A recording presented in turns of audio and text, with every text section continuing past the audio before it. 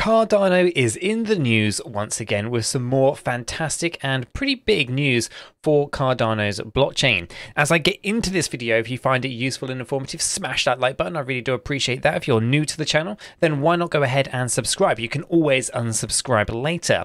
And if you haven't yet joined us in Discord, guys, check it out. Linked in the description down below. It's a fantastic community talking crypto 24/7. It's completely free, and I don't think you'll be disappointed by what you find down there. So why not go ahead and check it out? I don't think you'll be disappointed.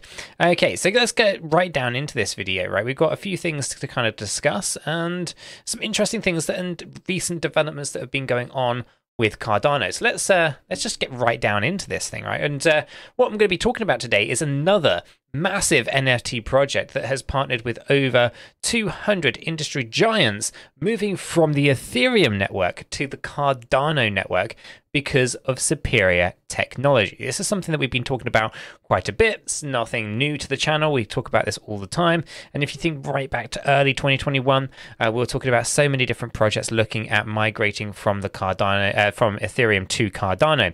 So what are we talking about here? Well, we're talking about Snowmantastic NFT project, which has become one of the latest to announce the transition from the Ethereum network to the Cardano network. According to their team, this was a serious deliberation and a lot of planning went ahead and was actually going on in the background before they even started to talk about this in the public domain.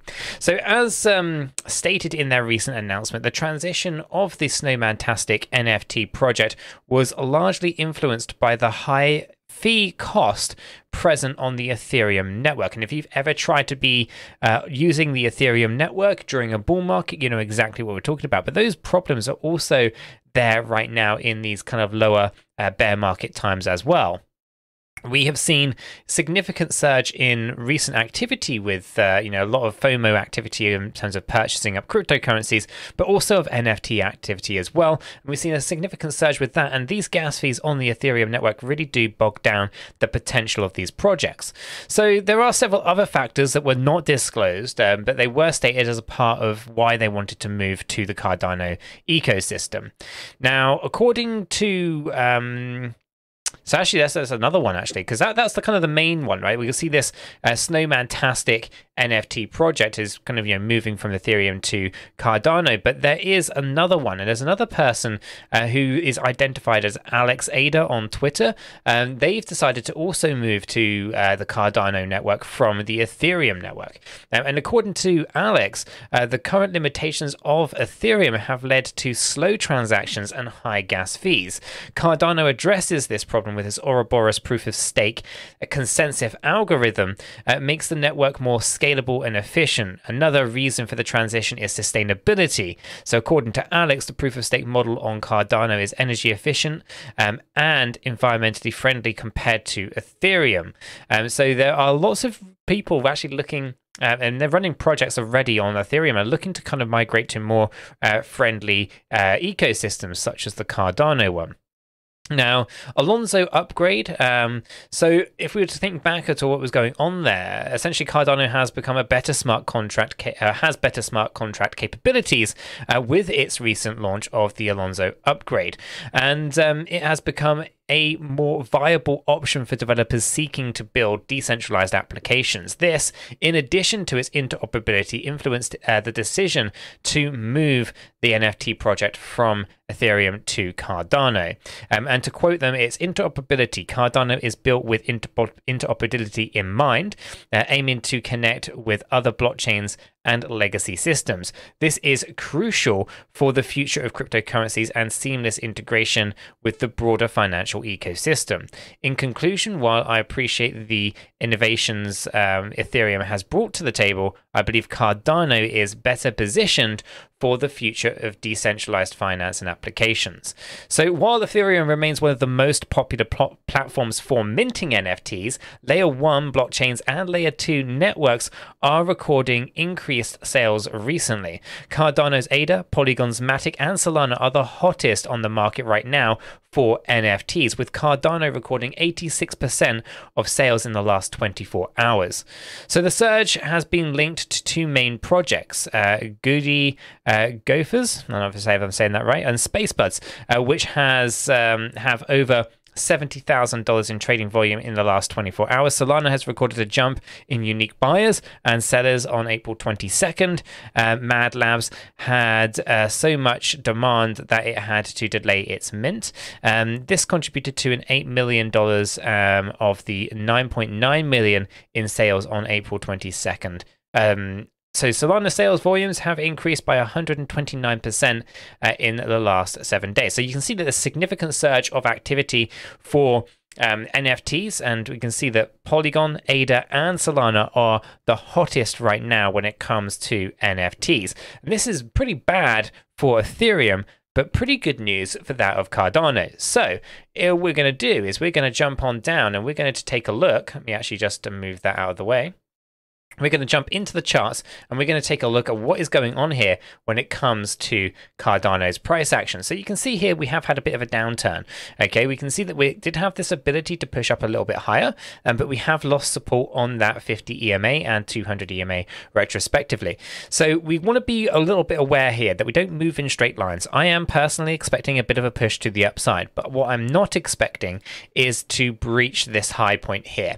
I think we have topped out at 46.17, and my expectations are that we have a small move to the downside once we push upwards. So one of the things that's interesting about our current structure here is the potential of a 5-wave structure.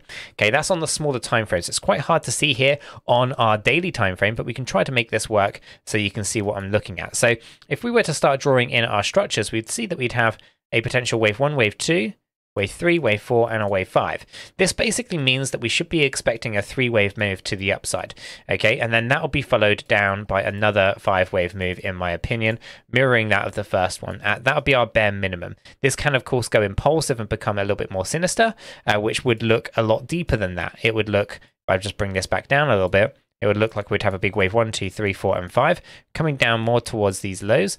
And then from here, we'd have another 3-wave move to the upside, followed by another 5-wave count to the downside. Now, that is a bit extreme, and I don't think is really going to be the one that plays out, but it'll be interesting to kind of see how that plays overall. One of the things I'm confident at the moment is we should be starting to think about some kind of move to the upside briefly and before coming on down. But like I say, I'm not expecting 46.17 cent to get broken, so I do think that's going to be our hard and fast point at the moment. Now, on this daily chart, one of the things that's really interesting to me is the current structure of things. We can see that we had some interesting structures right going on in here, and one of the things that I thought was possible and still is that we end up with a structure that mirrors a W, X, Y, X, and Z, meaning that we should have a zigzag pattern in here. And this will basically be a triple zigzag overall and will take us into some decent low levels. And I'm not saying that's going to guarantee, so all I'm looking for really is a zigzag to the downside here at the moment, keeping us probably much right in this little sweet spot, which I think is going to be between 25 and 27 cent. We'll see how that kind of plays out. The point of recording, we're about 38 cent, so we have a top, a local top. I don't think that's going to move, and I do expect us to kind of come down into these lower ranges over a period of time. But again, I'm not expecting it to be a straight line. I'm expecting it to be something like this to that effect. We may even find that the 29 cent level actually holds as support as well.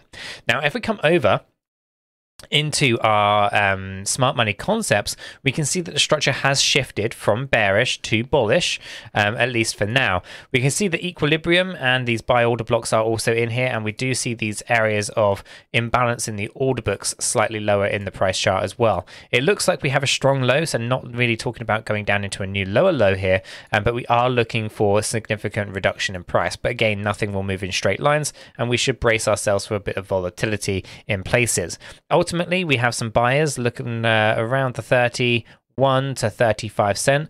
There's these internal order blocks right inside here, which also happen to coincide with our equilibrium. We have a weak high, strong low, so we're looking for this high point to get broken at some point, but we have a strong low not looking to get broken at all. Ultimately, I'm looking at these kind of areas down here as a nice area for accumulation, and I just think it's going to take some time, but we will eventually get down into those ranges where we can dollar cost average better positions into ADA and then ride that bad boy to the upside. So as we come on over into our next graph here, we can see that this is a true macro level. This is a weekly time frame, and we can see that we are below are weekly 50 and 200 EMAs. We can see those right in there. Now, these are acting as major resistances. It's possible that we can think about a push to the upside and kind of find resistance on them, but I do think we've kind of hit those levels right now. Could be wrong. We might push up a little bit, but we'll see how that kind of plays out over time. Right now, though, we can see it's major resistance right up in this higher range, and we kind of got heavily rejected from there.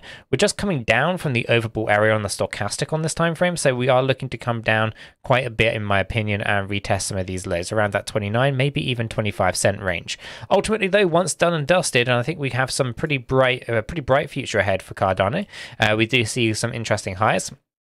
As much as some of the comments and didn't like the thumbnail in the previous video, which was $100, you can see that we do have a extension here on the 1 to the 1.236 fib levels, which is $34 to $116. And I'll appreciate that $116 is a very difficult target to hit. And there are definitely going to be constraints to prevent that from happening. One of the things that is not going to prevent that is going to be the market cap. The market cap is completely irrelevant to price. It means nothing at all, really. We've got to bear in mind that the price is what dictates the market cap.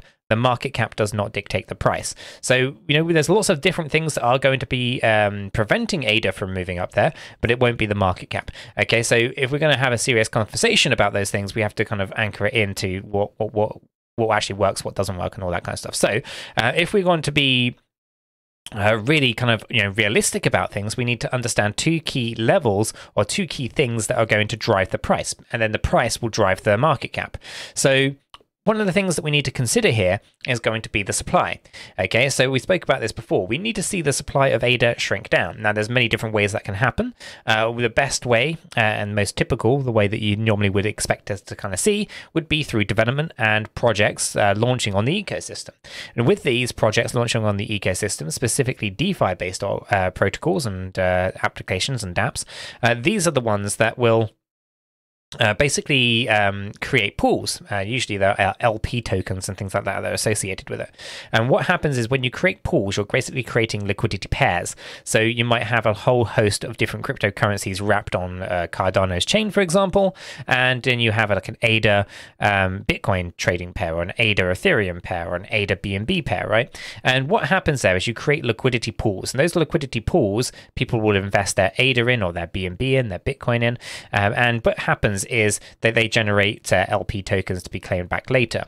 But in reality, in the background, what you're doing is you're locking up Cardano's ADA, or you're locking up Bitcoin, or you're locking up BNB.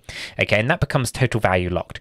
Now, when you've locked your cryptocurrencies up like that, that's providing liquidity that helps DEXs kind of operate and all that kind of stuff, and DeFi applications work that way as well. Although it can be a little bit more complicated, I'm trying to oversimplify it the best I can for you guys. So if we think about it, what we need to see, if we want to truly see a shrinkage of the supply, which will drive price later, then we need to see more applications being built, and we need to see more total value locked on chain, right? And we are seeing these things. We are seeing these things steadily increasing quite a bit, and we're seeing liquidity pools get created, and there's really quite some fantastic work going on in that space.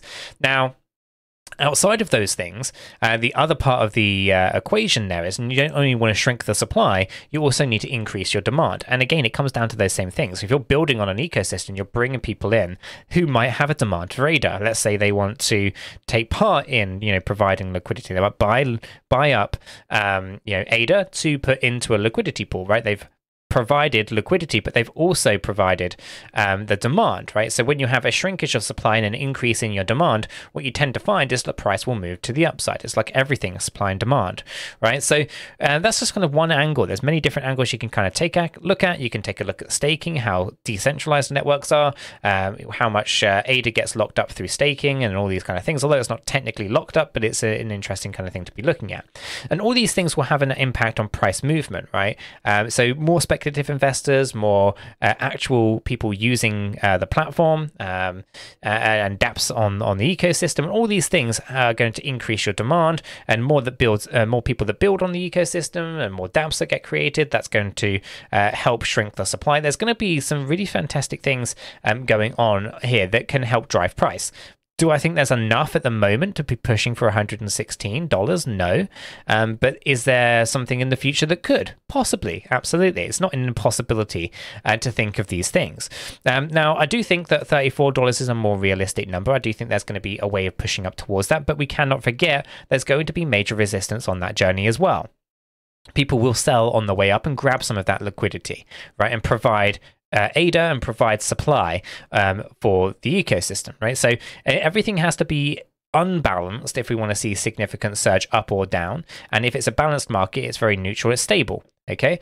So when you find highly liquid markets, it's very easy for cryptocurrencies to be bought and sold without moving price. That's highly liquid. And when things are illiquid, you start to see a lot of volatility. Okay, that is why crypto is volatile, is because it has low liquidity in comparison to stock markets and things like that.